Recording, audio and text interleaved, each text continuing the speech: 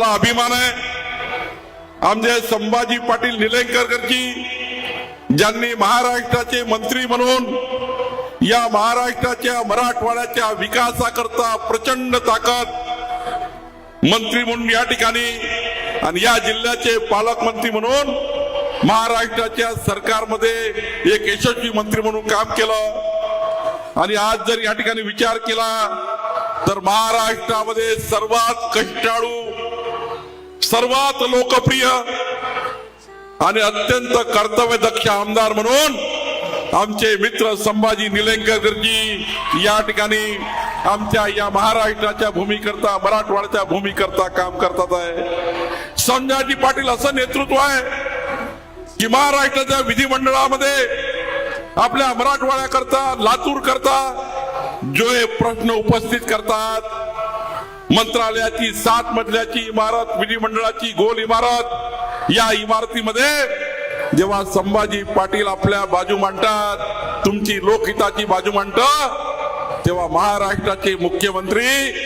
जे संभाजींनी मागितलं ते सर्व मंजूर करतात।